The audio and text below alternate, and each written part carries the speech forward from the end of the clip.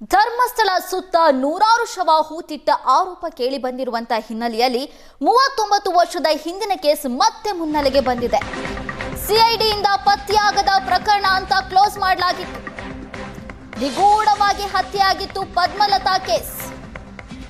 ಇದೀಗ ಮತ್ತೆ ಈ ಕೇಸ್ ಮುನ್ನೆಲೆಗೆ ಬಂದಿದೆ. ಪದ್ಮಲತಾ ಹತ್ಯೆ ಕೇಸ್ ಧರ್ಮಸ್ಥಳದ ಬೋಳಿಯಾರು ಗ್ರಾಮದ ಪದ್ಮಲತಾ ನಿಗೂಢವಾಗಿ ನಾಪತ್ತೆಯಾಗಿತ್ತು. ಉಜಿರೆ ಕಾಲೇಜಿಗೆ ತೆರಳಿದ್ದಂಥ ಪದ್ಮಲತಾ 1986ರ ಡಿಸೆಂಬರ್ 22ರಂದು ನಿಗೂಢವಾಗಿ ನಾಪತ್ತೆಯಾಗಿದ್ರು. ಎಷ್ಟೇ ಹುಡುಕಿದ್ರೂ ಕೂಡ ಪದ್ಮಲತಾ ಪತ್ತೆಯಾಗಿರಲಿಲ್ಲ. ಈಗ ಪದ್ಮಲತಾ ಕೇಸ್ ಮತ್ತೆ ಮುನ್ನೆಲೆಗೆ ಬಂದಿದೆ. ಸಾಲು ಸಾಲು ಆರೋಪಗಳು ಕೇಳಿ ಬರ್ತಾ ಇರುವಂತದ್ದು. ಉಜಿರೆ ಕಾಲೇಜಿಗೆ ಹೋಗ್ತಾ ಇದ್ದಂತ ಪದ್ಮಲತಾ ಎಂದಿನಂತೆ 1986ರ ಡಿಸೆಂಬರ್ 22ರ ದಿನ ಕೂಡ ಹೋಗಿದ್ರು. ಆದ್ರೆ ನಿಗೂಢವಾಗಿ ನಾಪತ್ತೆಯಾಗಿದ್ರು ಪದ್ಮಲತಾ. ಆ ಕೇಸ್ ಕೂಡ ಈಗ ಮುನ್ನೆಲೆಗೆ ಬಂದಿದೆ. ಈಗಾಗಲೇ ಧರ್ಮಸ್ಥಳಕ್ಕೆ ಸಂಬಂಧಪಟ್ಟಂತೆ ಸಾಲು ಸಾಲು ಆರೋಪಗಳು ಬರ್ತಾ ಇರೋದು.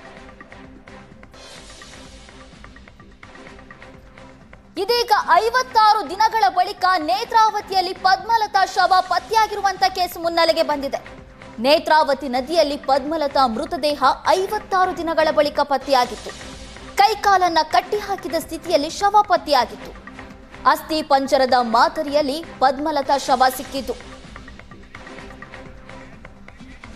ಧರ್ಮಸ್ಥಳದಲ್ಲಿ ಶವ ಹೂತಿಟ್ಟ ಪ್ರಕರಣಕ್ಕೆ ಸಂಬಂಧಪಟ್ಟಂತೆ ಈಗಾಗಲೇ ಸರ್ಕಾರ SITಯನ್ನು ರಚನೆ ಮಾಡಿದೆ. SIT ತನ್ನ ಆದೇಶದ ಪ್ರತಿಯಲ್ಲಿ ಕೇವಲ 39/2025 ಧರ್ಮಸ್ಥಳ ಸ್ಟೇಷನ್ನಲ್ಲಿ ದಾಖಲಾದ ಪ್ರಕರಣ ಏನಿದೆ ಅದರ ಜೊತೆಗೆ ರಾಜ್ಯದ ಬೇರೆ ಬೇರೆ ಠಾಣೆಗಳಲ್ಲಿ ದಾಖಲಾದಂತಹ ಇದಕ್ಕೆ ಲಿಂಕ್ ಆಗುವಂತಹ ಅಷ್ಟು ಕ್ರಿಮಿನಲ್ ಕೇಸ್ಗಳನ್ನು ಕೂಡ ತನಿಖೆಗೆ ಮಾಡಬಹುದು ಮತ್ತು ಅದರ ದಾಖಲೆಗಳನ್ನು ಒಪ್ಪಿಸಬೇಕು ಅನ್ನುವಂಥ ಆದೇಶಗಳನ್ನು ಮಾಡಿರುವಂಥದ್ದು. ಈ ಬೆನ್ನಲ್ಲೇ ಧರ್ಮಸ್ಥಳದ ಮತ್ತೊಂದು ನಿಗೂಢ ಹತ್ಯೆ ಮತ್ತೆ ಮುನ್ನೆಲೆಗೆ ಬಂದಿರುವಂಥದ್ದು. ಕಾಲದ ಗರ್ಭದಲ್ಲಿ ಹುದುಗೋಗಿದ್ದಂಥ 39 ವರ್ಷಗಳ ಹಿಂದಿನ ಪದ್ಮಲತಾ ಹತ್ಯೆ ಪ್ರಕರಣ ಏನಿದೆ ಅದರ ಬಗ್ಗೆ ಕೂಡ ಚರ್ಚೆಗಳಾಗ್ತಾ ಇದೆ. ಅದು ಕೂಡ SIT ತನಿಖೆ ಆಗಬೇಕು ಅನ್ನುವಂಥ ಮಾತುಗಳು ಕೇಳಿ ಬರ್ತಾ ಇದೆ. ಹಾಗಾದ್ರೆ ಏನಿದು ಪ್ರಕರಣ ಅನ್ನುವಂಥದ್ದನ್ನ ಮಾತಾಡೋದಕ್ಕೆ ಸ್ವತಃ 31 ವರ್ಷಗಳ ಹಿಂದೆ ಶವವಾಗಿ ಪತ್ತೆಯಾದಂಥ ಪದ್ಮಲತಾ ಅವರ ಸಹೋದರಿ ನಮ್ಮ ಜೊತೆ ಇದ್ದಾರೆ. ಅವ್ರ ಜೊತೆ ಮಾತನಾಡ್ತೀನಿ. ಮೇಡಮ್, ಈಗ 39 ವರ್ಷಗಳ ಹಿಂದೆ ಪದ್ಮಲತಾ ಅವರ ಹತ್ಯೆ ಆಗಿರುವಂಥದ್ದು, ಅದರ ಬಗ್ಗೆ ನಿಮಗೆ ಏನು, ಎಲ್ಲಿಂದ ಹೋಗ್ತಾ ಇದ್ರು, ಅವ್ರು ಏನಾಯ್ತು ಘಟನೆ? ಅಂದ್ರೆ ಅವಳು ಉಜಿರೆ STM ಕಾಲೇಜಿಗೆ ಕಲಿತಾ ಇದ್ಲು, ಅಲ್ಲಿ ಸೆಕೆಂಡ್ PU ಅಲ್ಲಿ.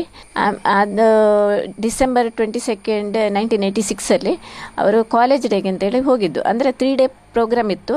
3 ಡೇಸಲ್ಲಿ ಫಸ್ಟ್ ಡೇ ಅಲ್ಲಿ ಅವಳು ಹೇಳಿದ ನೈಟ್ ಪ್ರೋಗ್ರಾಮ್ ನಿಲ್ಲುವುದಿಲ್ಲ, ಸಾಯಂಕಾಲ ಆಗೋ ಮನೆಗೆ ಬರ್ತೇನೆ ಹೇಳಿ ಹೋಗಿದ್ದಾಳೆ. ಹಾಗೆ ಹೋದವಳು ಸಾಯಂಕಾಲ ಆದರೂ ಮನೆಗೆ, ಅಂದರೆ ಡೈಲಿ ಬರೋ ಟೈಮಿಗೆ ಬರಲಿಲ್ಲ. ಕಾಲೇಜಿನ ಕಾರಣ ಅಪ್ಪ ಸ್ವಲ್ಪ ಹೊತ್ತು ವೆಯ್ಟ್ ಮಾಡಿದರು. ಪುನಃ ಮನೆಯವರೆಲ್ಲ ವೆಯ್ಟ್ ಮಾಡಿದರು, ಆದರೆ ಬಂದಿಲ್ಲ. ಬರದಿರುವಾಗ ಅಪ್ಪ ಧರ್ಮಸ್ಥಳದಲ್ಲಿ ಹೋಗಿ ನೋಡಿದರು, ವಿಚಾರಿಸುವಾಗ ನೋಡಿದವರು ಯಾರೂ ಇಲ್ಲ, ಯಾರು ಏನು ಹೇಳಲಿಲ್ಲ. ಮಾವ ಅವರು ಉಜಿರೆಗೆ ಹೋದವರು ಸೇಮ್ ಬಸ್ಸಲ್ಲಿ ಬಂದು ಇಳಿದಿದ್ದಾರೆ, ಅವರು ನೋಡಿದ್ದಾರೆ ಅಂತ ಅವರು ಹೇಳಿದರು. ಅಂದರೆ ಹುಡುಗಿ ಬಂದು ಇಳಿಯೋದನ್ನು ಅವರು ಮಾವನ ಕೆಲಸಕ್ಕೆ ಹೋದರು. ಅವರು ಆ್ಯಸ್ ಯೂಶುವಲ್ ಮನೆಗೆ ಬರ್ತಾರೆ ಅಂತ ಅವರು ಎಣಿಸಿದ್ರು. ಅಂದರೆ ಮಕ್ಕಳು ಒಟ್ಟಿಗೆ ಜೀಪಲ್ಲೆಲ್ಲ ಬರ್ತಾರೆ. ಅಂದರೆ ಈ ಪಾಸ್ ಇದೆ, ಬಸ್ ಪಾಸ್ ಇದೆ, ಅದರಲ್ಲೂ ಚೆಕ್ ಮಾಡಿದ್ರು ಅಪ್ಪ. ಅದರಲ್ಲೂ ಪಾಸಲ್ಲಿ ಕೂಡ ಎಂಟ್ರಿ ಉಂಟು, ಅವಳ ಇದು ನಂಬರ್ ಎಂಟ್ರಿ. ಆದ ಕಾರಣ ಅವಳು ಧರ್ಮಸ್ಥಳದಲ್ಲಿ ಬಂದು ಇಳಿದಾಳೆ ಅಂತ ಗೊತ್ತುಂಟು. ಆಮೇಲೆ ಏನಾಗಿದೆ ಅಂತ ಗೊತ್ತಿಲ್ಲ. ಅಪ್ಪ ಹುಡುಕ್ಲಿಕ್ಕೆ ಶುರು ಮಾಡಿದ್ರು, ಮತ್ತೆ ಕಾಲೇಜಿಗೆ ಹೋಗಿ ವಿಚಾರಿಸಿದ್ರು. ಆವಾಗನೂ ಅಲ್ಲಿ ಫಸ್ಟಿಗೆ ಅವರು ಹುಡುಕ್ತೇನೆ ಹಾಗೆ ಹೇಳಿದರು ಪ್ರಿನ್ಸಿಪಲ್. ಅಂದರೆ ಅಪ್ಪ ಕಮ್ಯುನಿಸ್ಟ್ ಪಾರ್ಟಿಯಲ್ಲಿದ್ದರು.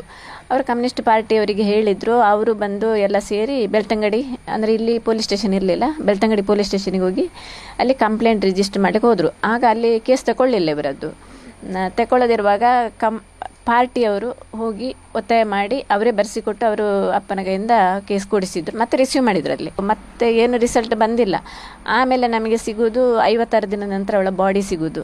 ಬಾಡಿ ಅಂದರೆ ಇದು ನಮ್ಮದು ಮನೆಯಿಂದ ಒಂದು ಅರ್ಧ ಕಿಲೋಮೀಟರ್ ದೂರದಲ್ಲಿ ಒಂದು ಹೊಳೆ ಇದೆ, ಅಲ್ಲಿ ಡಿಕ್ಕೆ ಆಗಿತ್ತು ಎಲ್ಲ, ಅಂದರೆ ಸ್ಕೆಲೆಟನ್ ಥರ ಆಗಿತ್ತು. ಅಷ್ಟು ಆ ಪರಿಸ್ಥಿತಿಯಲ್ಲಿ ಬಾಡಿ ಸಿಗೋದು. ಕೈ 2 ಮತ್ತು ಕಾಲು 2 ಕಟ್ಟಿದ್ದಿತ್ತು. ಸರ್ಕಾರದ ಮೇಲೆ ಒತ್ತಡ ಹಾಕಿ CODಗೆ ಕೊಟ್ಟರು ಕೇಸ್. COD ತನಿಖೆ ಆಗ್ತಾ ಇತ್ತು. ಆದರೆ ಇದು ತನಿಖೆ ಆಗಿ ಅವರು ಹೇಳಿದರು ಇದು ಪತ್ತೆ ಆಗಿದೆ ಅಂತ. ಆದರೆ ನಮಗೆ ಅವರು ಮಾತ್ರ ರಿಪೋರ್ಟ್ ಕೊಡುವಾಗ ಪತ್ತೆ ಆಗದೆ ಕೇಸ್ ಅಂತ ಹೇಳಿ ಕೊಟ್ಟಿದ್ದಾರೆ. 39 ವರ್ಷ ಆಯ್ತು ಮೇಡಮ್. ಈಗ ಈ ಒಂದು ಪ್ರಕರಣ ನಿಮಗೆ ಇದೊಂದು ಕೊಲೆ ಅನ್ನುವಂಥದ್ದು ಅಥವಾ ಅಸಹಜ ಸಾವು, ಹೇಗೆ ನೀವು ಅದು? ಇದು ನಿಜವಾಗಿ ಕೊಲೆಯೇ ಆಗಿರ್ಬೋದು. ಯಾಕಂತ ಹೇಳಿದ್ರೆ ಅವಳು ನೋಡಿ ಆ ಸಮಯದಲ್ಲಿ ಅವ್ರು ಹೇಳ್ತಿದ್ರು ಆತ್ಮಹತ್ಯೆ ಆಗಿ ಅಂತ. ಹಾಗಿದ್ರೆ ಒಂದು ಕೈ ಕಾಲು ಕಟ್ಟಿ ಯಾರಾದರೂ ಇದು ಮಾಡ್ತಾರ? ಅಂದರೆ ಎರಡು ಕೈ ಕಾಲೇನೋ ಈ ಕಾಡಿದ್ದು ಹಗ್ಗದಲ್ಲಿ ಕಟ್ಟಿದ್ರು, ಕೈ ಬಾಳೆ ಹಗ್ಗದಲ್ಲಿ ಕಟ್ಟಿದ್ರು. ಅಂದರೆ ಯಾರು ಗೊತ್ತಿದೆ ಮಾಡೋದಲ್ವಾ? ಖಂಡಿತ ಅವಳು ಆತ್ಮಹತ್ಯೆ ಮಾಡಿಕೊಳ್ಳುವ ಮತ್ತೆ ಅಂತ ಸಂದರ್ಭ ಇಲ್ಲ ಅವಳಿಗೆ ಹಾಗೆ ಸಾಯುವಂಥದ್ದು. ಹೆಣಗಳನ್ನು ಹೂತದ್ದನ್ನು ಹೊರತೆಗಿತೀನಿ ಅನ್ನುವಂಥದ್ದು ಹೇಳಿದ್ದಾರೆ. SIT ರಚನೆ ಆಗಿದೆ. ನಿಮಗೆ ಏನಾದರೂ ನಿರೀಕ್ಷೆಗಳಿವೆ ಈ ಪ್ರಕರಣವನ್ನು ಕೂಡ SIT ಇದು ಮಾಡಬಹುದು ಅಥವಾ ಇದರಲ್ಲಿ ನಿಮ್ಮ ಇವರ ಸಾವಿಗೆ ಏನಾದರೂ ನ್ಯಾಯ ಸಿಗ್ತದೆ? ಇದು ಮಾತ್ರ ಒಂದು 40 ವರ್ಷ ಹಿಂದಿನ ಕೇಸ್. ಇದರ ಬಗ್ಗೆ ಏನು ಮಾಡ್ತಾರೆ ಗೊತ್ತಿಲ್ಲ ನಮಗೆ. ಪತ್ತೆ ಆದರೆ ಎಲ್ಲ ಕೇಸ್ನಲ್ಲಿ ಪತ್ತೆ ಆಗೋದಾದರೆ ನಾವು ಅದಕ್ಕೆ ಸಹಕಾರ ಕೊಡ್ತೇವೆ. ಇದಿಷ್ಟು ಇವರ ಮಾತು. ಒಟ್ಟಾರೆಗೆ ಏನಂದರೆ SIT ರಚನೆ ಆಗಿದೆ. ಅನೇಕ ಪ್ರಕರಣಗಳು, ಕ್ರಿಮಿನಲ್ ಪ್ರಕರಣಗಳು ಧರ್ಮಸ್ಥಳ ಭಾಗದ ಅದಕ್ಕೆ ಸೇರಿಕೊಳ್ಳಬಹುದು. ಫ್ಯೂಚರ್ನಲ್ಲಿ ಆ ಪ್ರಕರಣ ಯಾವ ಹಂತವನ್ನು ಮುಟ್ಟುತ್ತೆ ಮತ್ತು ಅದರ ಮುಂದಿನ ಘಟನಾವಳಿಗಳ ಆಧಾರಗಳಲ್ಲಿ ತನಿಖೆಗಳು ಮುಂದುವರಿಯುವಂಥ ಸಂದರ್ಭಗಳಲ್ಲಿ ಈ ಪ್ರಕರಣ ಕೂಡ ಅದರಲ್ಲಿ ಸೇರ್ಪಡೆಗೊಂಡು ಅದರ ತನಿಖೆ ಕೂಡ ನಡೆಯುತ್ತಾ ಅನ್ನುವಂಥದ್ದನ್ನು ಕಾದು ನೋಡಬೇಕು. ಕ್ಯಾಮ್ರಾ ಪರ್ಸನ್ ಅಶೋಕ್ ಜೊತೆ ಭರತ್ರಾಜ್, ಏಷ್ಯಾನೆಟ್ ಸುವರ್ಣ ನ್ಯೂಸ್, ಮಂಗಳೂರು.